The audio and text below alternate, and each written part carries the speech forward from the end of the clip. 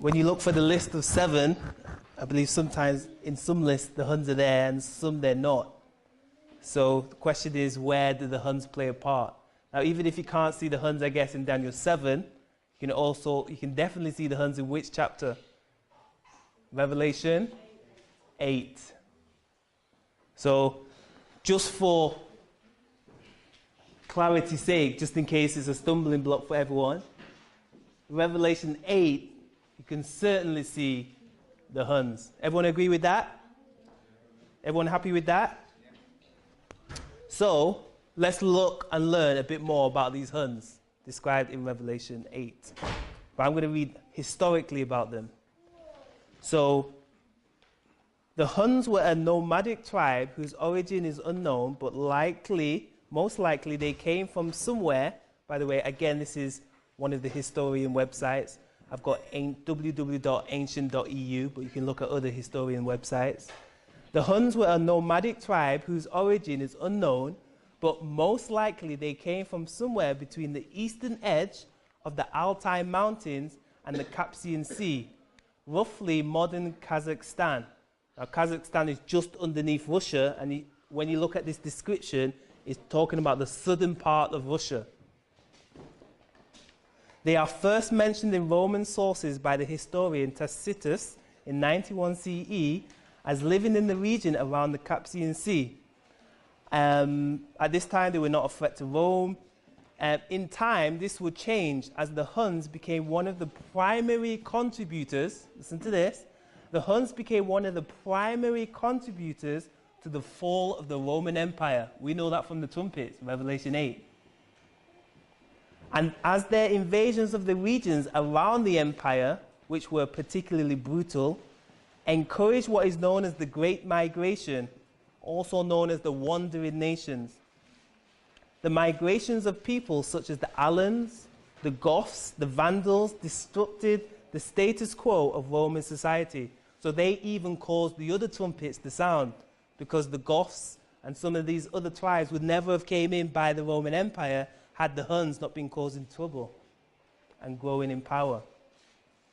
So it says, under Attila, the Huns became the most powerful, most feared military force in Europe. Interesting. So after Rome, the Huns became the most powerful, most feared military force in Europe. The armies of Rome would be who today? America. And after America, who's the strongest military force with nuclear weapons? It's Russia in Europe. And brought death and devastation wherever they went. After Attila's death, it goes on to talk. Let me read this next one from Wikipedia. The Huns were a nomadic people who lived in Eastern Europe. It goes on to say between 1st and 7th century. As per the European tradition, they were the first reported living east of the Volga River. Anyone know where the Volga River is? It's in Russia. It's the biggest river that runs through Russia. Famous river. In an area that was part of Scythia at the time. So here we see, historically at least, there's no doubt about it that the Huns originated in Russia. And can we agree that at least Daniel 7 covers the period in the history of Europe? Is Russia within Europe? This is a big point. Is Russia in Europe? No. Just say how you understand it. Some say no. Why do you say no? Okay, part of the European Union, someone says. Therefore, it's not EU. Some say...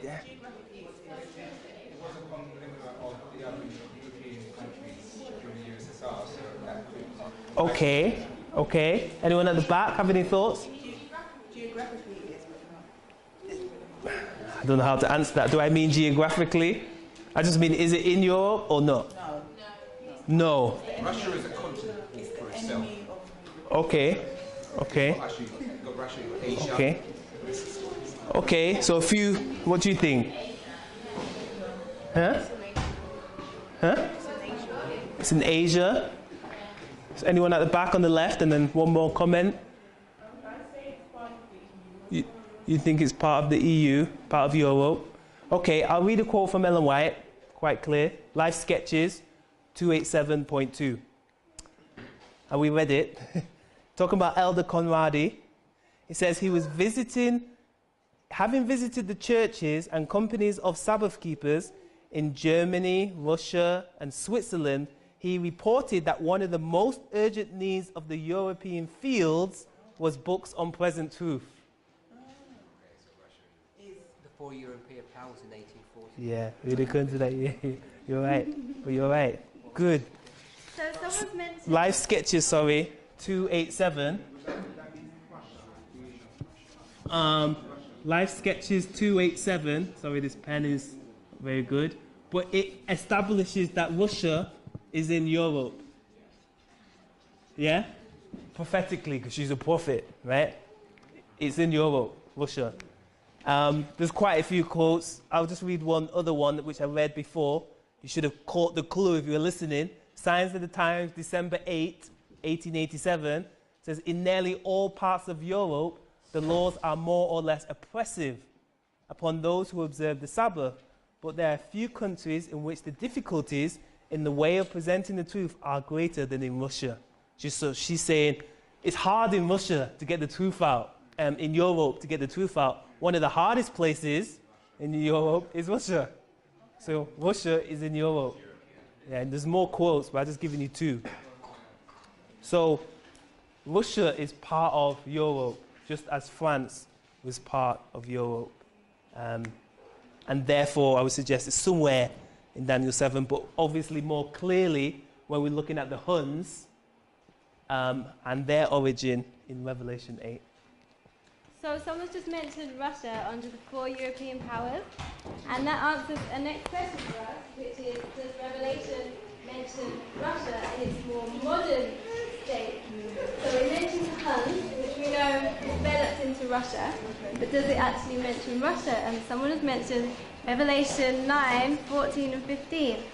And we know that the Great Controversy comments on this prophecy in Revelation 9. Great Controversy 335, paragraph 1, says, at the very time specified, Turkey, through her ambassadors, accepted the protection of the Allied powers of Europe, and thus placed herself under the control of Christian nations.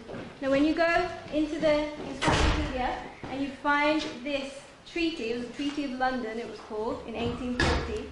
Who was it signed by? Which countries are on that document? You can view the document online. And who described as the Allied powers of Europe. England, Austria, Prussia, Russia. Prussia was Germany and a couple other countries.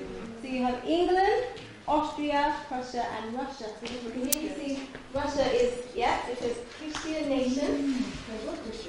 Christian nation. What it says? Yeah, Orthodox Christian. The protection of the Allied powers of Europe, and thus placed herself under the control of Christian nations. So I think we can all agree, one way or another, that we do find Russia again in Bible prophecy, and both in Daniel and in Revelation.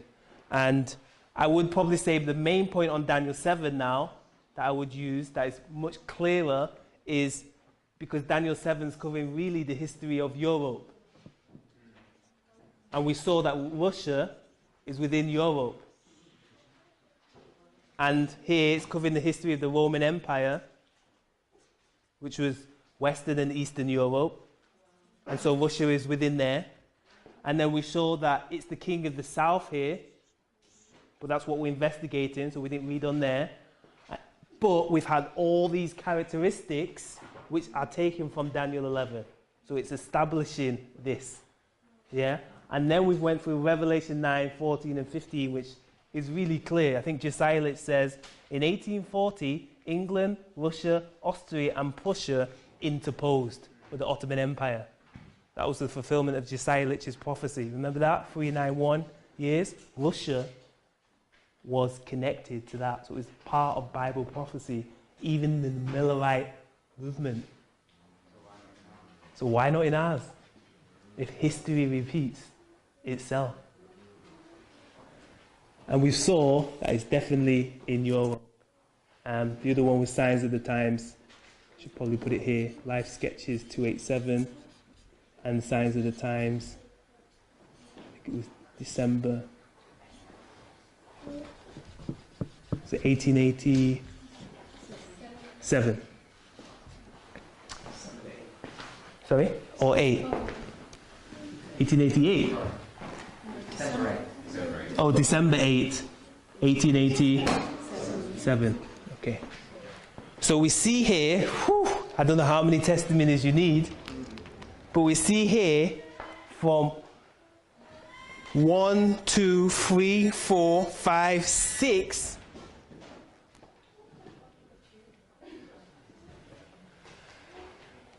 points, and also from Daniel 2, 7, 11, Revelation 8 now I'm going to add here, because that was the Hun history.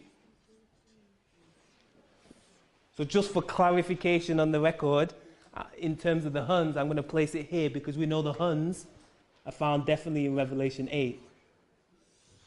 And we saw historically the origin of the Huns was southern Russia. And a lot of different historians confirm that. So we've seen from 1, 2, 3, 4, 5 different places in Daniel and Revelation that Russia are also brought to prophetic view.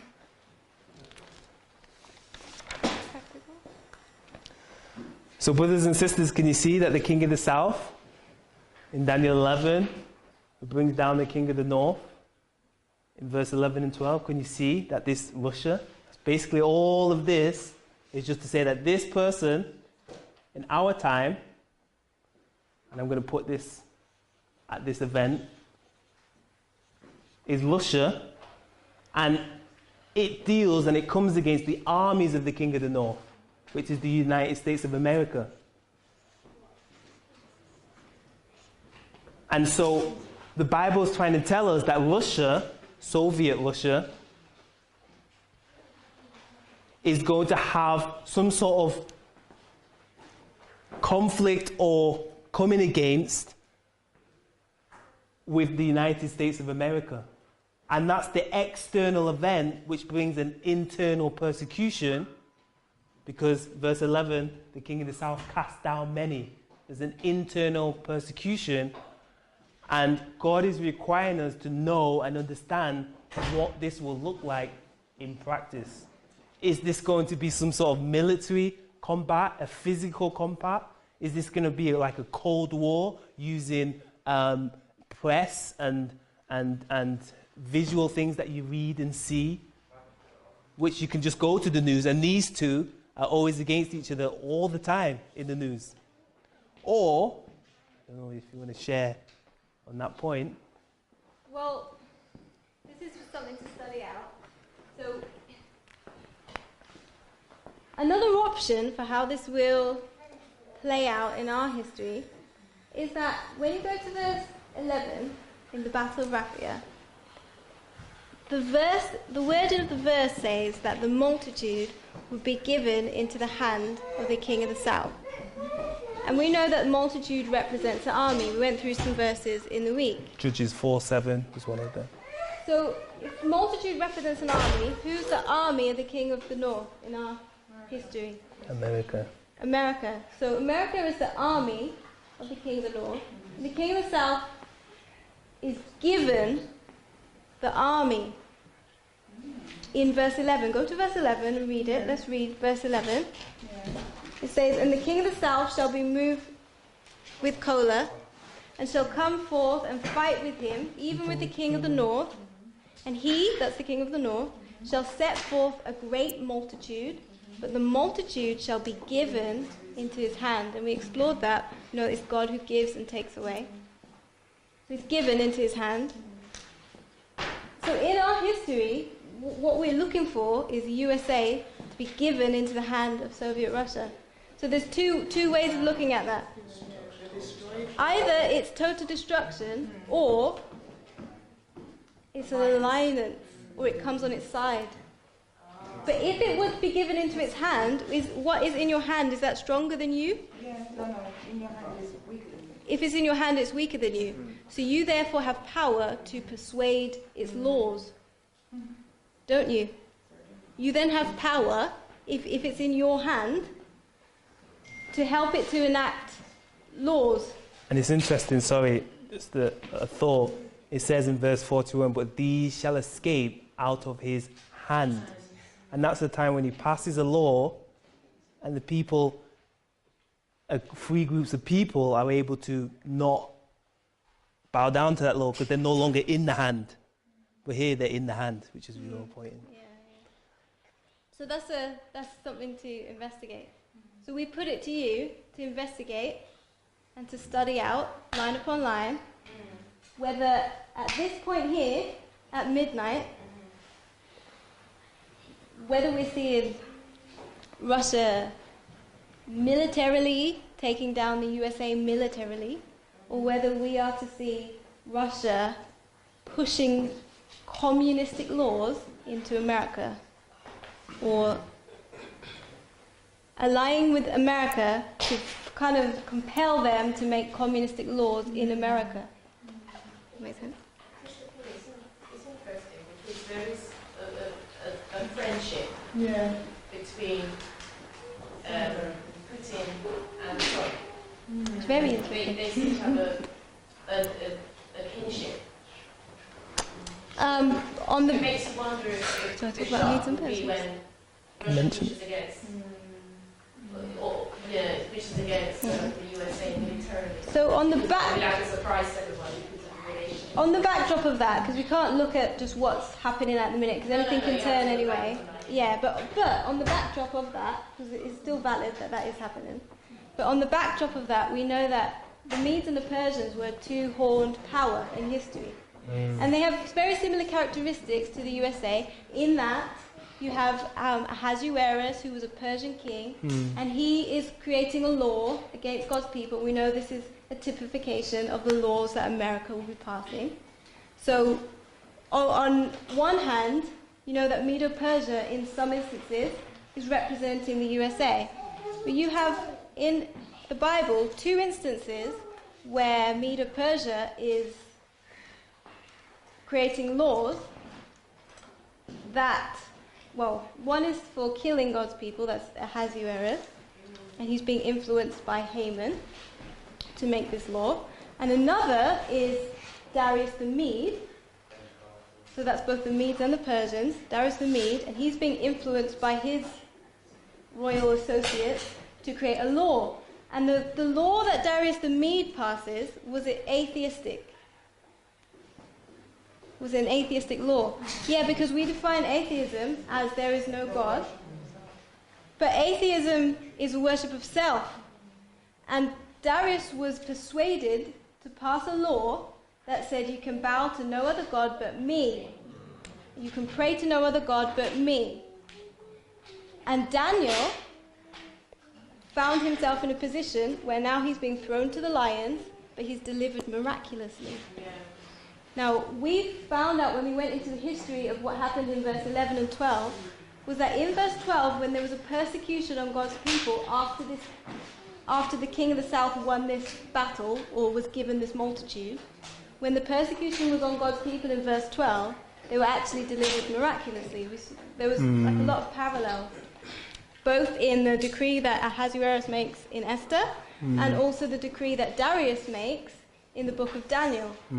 So, with that in mind, I don't think it would be a far jump to suggest that America, since Medo-Persia can represent America in some ways, that America would at some point make an atheistic kind of law, which would persecute God's people, but would be pushed on them or persuaded by King of the South, and God's people would be miraculously delivered somehow. I just had a thought on that. Sorry, before we take your question. Remember in this history, the king of the south was attempting to get into where? just in the story, the basic story. No, he went to Jerusalem. The story was he went into Jerusalem, and while he was in Jerusalem, the leaders called him, said, come to our temple, offer sacrifices. He goes to the temple, offers sacrifices, and he says, wait a minute, what's in there? Most holy place. He said, I want to get in there. So where did he attempt to get into? The most holy place.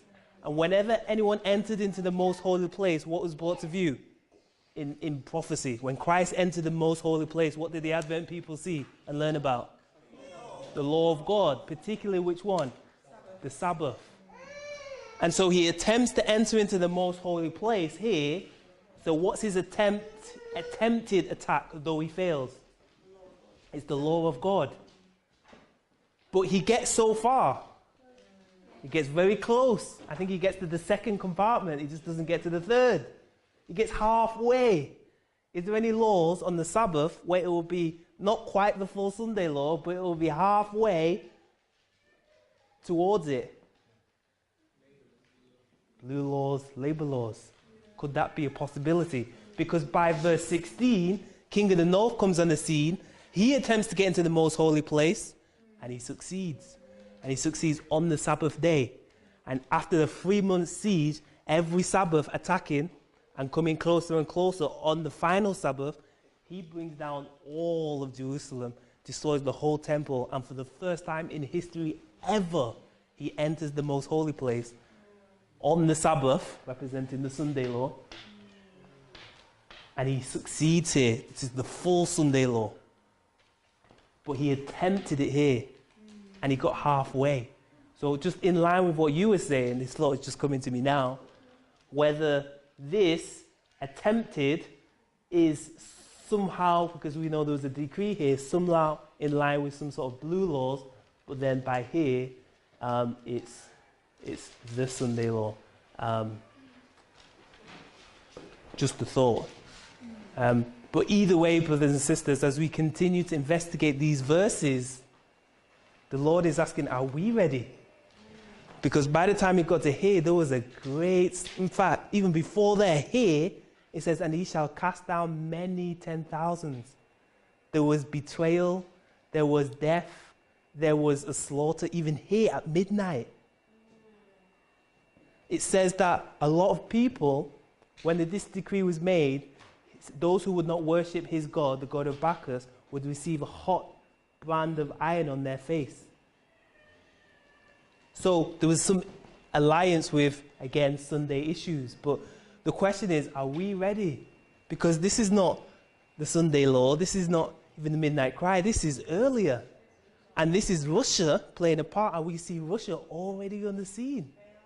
And Christ is saying, are you ready? Are we really, really ready? And you can go all the way through Daniel chapter 11, and there's so many practical things that God is asking us to do to be ready. And the question is, are we doing it? And I know I'm pretty much short on time, and so as I close in the next 2 or 3 minutes, I just want to see and look at some of the practical points that Daniel 11 is even bringing out to us to see, are we ready? Are we ready? What does the first verse say? It says that Daniel, Gabriel, speaking, in the first year of Darius the Mede, he stood to strengthen and confirm who? Darius. On a very practical level, does God give us the same mission and work to strengthen and confirm each other in the faith? Yes, he does. And does he even bring it closer to home in our families? Yes, he does. Are we confirming and strengthening our spouses and our children in these truths? Adventist Home, page 217, paragraph 1, for the husbands.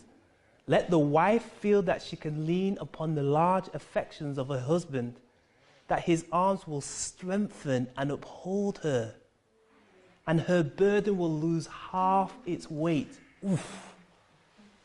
Half its weight will be gone. Her weight, husbands, if you would just strengthen her, encourage her. Isn't that practical? Isn't that part of our work? Let's go down to verse 3. verse 3 says that when Alexander the Great came on the scene, that he would do according to his will. What is the will? The power to choose. When did Alexander the Great learn to choose? How did he learn to choose? When do you learn in life to choose? In your childhood. So when you really go into this, you're looking back to Alexander the Great's childhood. Ellen White says, and by the way, you know, in his childhood, I think it was as early as the age of 12, his father put him to training with a man called Aristotle. Everyone knows Aristotle here, one of the greatest atheistic philosophers. And for the next 5 or 6, 7 years of Alexander the Great's life, up until he took the throne as king, he was trained by Aristotle. And do you know who trained Aristotle? Plato. And he was in his universities for almost 20 years learning. So where do you think all that false education was feeding? Whose mind as Alexander the Great was growing? Into his mind. And so when he ruled, he didn't rule according to God's will because his education wasn't directed towards it. Are we educating our children in God's will? Child Guidance, page 120.1, says their whole future life depends upon the education you give them in their childhood years. Everything. Alexander the Great's whole future depended on what he learned when he was a kid. To some of these children, the Lord gives an early intimation of his will. Don't we neglect the little children sometimes? Oh, it's not so important, not now. If it's not now, then when? Because that's when the character is formed. God is asking us to have a practical preparation. Adventist Home 3:10, paragraph 2 says, too often the parents are not united in their family government. Where did we see division in Daniel chapter 11? I've rubbed out the title. Greece. The whole kingdom of Greece is about division. Verse 4 says, when he shall stand up, his kingdom shall be broken and shall be divided toward the four winds of heaven. United we stand, divided we fall. A fitful government, at one time holding the lines firmly, and at another allowing that which has been condemned. This is ruination to a child. Did you catch that? At one time holding the lines firmly, not aggressively, firmly, and at another time allowing that which has been condemned. So fitful governments, parents are not united. Not only that, but the way you deal with a child is divided or different. It differs all the time. So one time you're being disciplined, at another time you've condemned it, but you just allow it. It says this is ruination to the child. Just like it was ruination to Greece. It's ruination on the internal kingdom in the home. God is asking us to be serious. God is asking us to be practical, and God is asking us to get ready because midnight is just around the corner. And all of these things God will judge us upon. As we heard, it's not just a theory of the truth, but it's a practice and a doing of the truth. Is it your desire to practice the truth beginning in your own home? Is that your desire? Is that your will?